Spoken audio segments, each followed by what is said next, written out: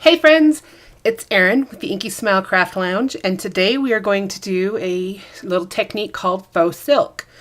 It's a fun little texture technique. It'll add some nice dimension and interest to your crafting projects. All right, so the things that you're going to need today are a stamped image. This one is from Hampton Art. It's just a fun little grungy frame with a crow or some type of bird. It looks to me kind of like a crow in it. And you're going to need some ink. I'm using Tim Holtz Distressed Ink Peeled Paint. You'll need some tissue paper. This is just standard tissue gift wrap paper. And you'll need a piece of cardstock. I'm using, this is 2.5 by 2.5 inches just for reference. And then this mat is 3 inches. Just, you'll want to use a neutral color according to whatever colored piece tissue paper you use. I'm just using a plain, I think this is just a plain white, smooth cardstock. All right, so this is what we're going to make today. And I'll just hold this up for you so you can see it. I think you can maybe see the texture right around the edges here. It kind of looks like silk or some type of really vintagey fabric. All right, so this is what we're going to do. I'll set that to the side. The first thing we're going to do is ink up our stamp. And I don't want to get too much ink on here, but I want to get this stamp covered so that the image transfers nicely, but I don't want it too wet because the Tim Holtz ink, the distressed ink, stays kind of wetter anyway. All right, so we'll just grab our tissue paper here and we will center our image on it. And we'll just press down and release that ink. All right, looks like I got a little bit of a fold, but that's okay. It gives it kind of more of a vintagey looking look. So at this point, what I would do is take my heat tool and I'll just dry it. And you want to make sure you get it good and dry so that you don't have ink go everywhere when you do the next step here. And I've actually already, in the interest of time and with movie magic, I've got a piece already dry and ready to go.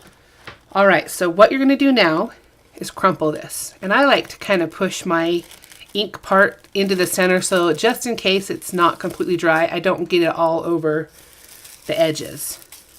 All right, so we'll just scrunch that up really good. It's just really smash it and get all those wrinkles and beautiful folds in there because that's what we're looking for.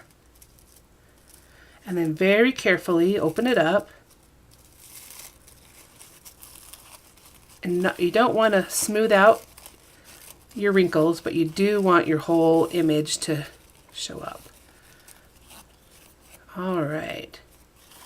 So now I'm just going to kind of press that open just a little bit so that I can get that full image and not lose all the beautiful scrunched wrinkles.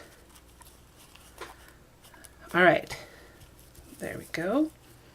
So at this point, what I would do is cover my piece of neutral cardstock, the 2.5 inch piece, with adhesive. You can either use your tape runner type adhesive and just cover the whole thing, or you can do like I did here for ease, and I just took it and I ran it through my Xyron. And that will give you a nice, like a sticker. So I've got it's the whole entire surface is covered and it's seamless, so you won't see seams through your tissue paper. All right, so I'll lay that down, and then I'm just going to take my image and try and center it. There we go. It's mostly centered there. Okay, I'll get my light glaring at it. There we go. And then I'll take my scissors and I'll trim off the excess. If you wanted, you could also miter the corners